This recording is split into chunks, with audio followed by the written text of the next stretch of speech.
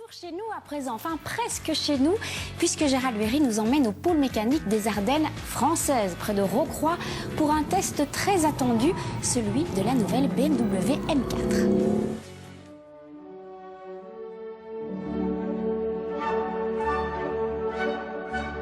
Selon différentes études scientifiques, entre 18 et 25% des émissions néfastes à la couche d'ozone proviennent des flatulences du bétail.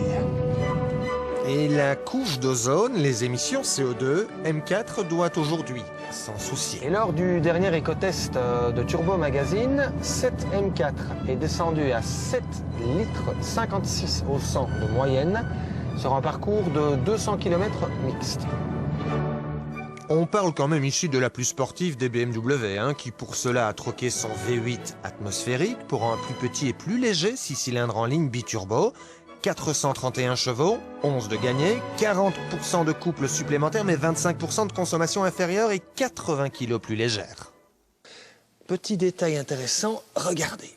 Ça, c'est une plaquette de frein d'une BMW 318 des années 80. Et ça,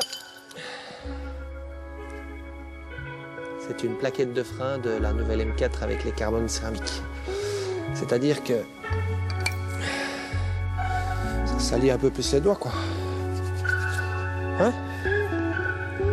Frein carbone céramique, 7425 en option. Piste en élastomère, un caoutchouc mélangé à du tarmac qui assouplit la piste et ne détruit pas les pneus. On va donc pouvoir y aller.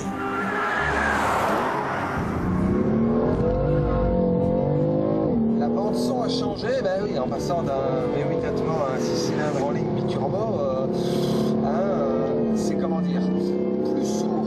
Alors c'est mieux à la décélération, parce que ça fait... Par contre, à l'accélération, c'est un peu... Moi, je préférais le...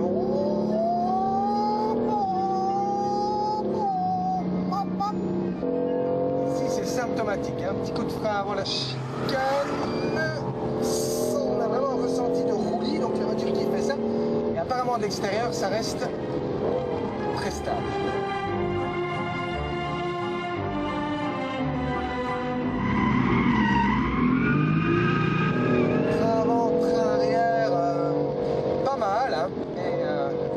Lorsqu'on débranche tout, alléluia, ça reste M3. Non, une M4.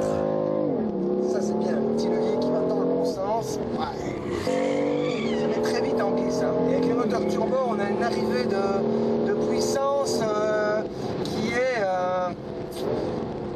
plus brutale qu'avec un Atmo. Et étonnante, cette piste, dégradation du pneumatique quasi invisible et pourtant avec un tel jouet, Bon. Bon, le freinage carbone céramique inattaquable sur le routier. Sur circuit, après quelques tours, la pédale devient un peu plus spongieuse. Et ah ben voilà, il n'y a pas de durite aviation. Alors qu'on retrouve ça sur n'importe quelle moto sportive. Là, peut mieux faire.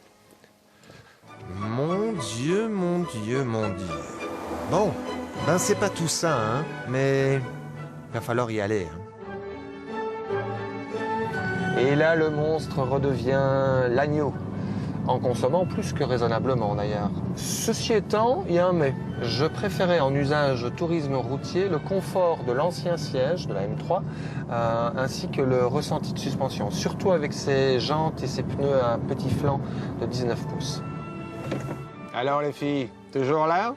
Et je peux vous dire que celle-ci, elle pète, Oui, je sais, vous aussi. Bon,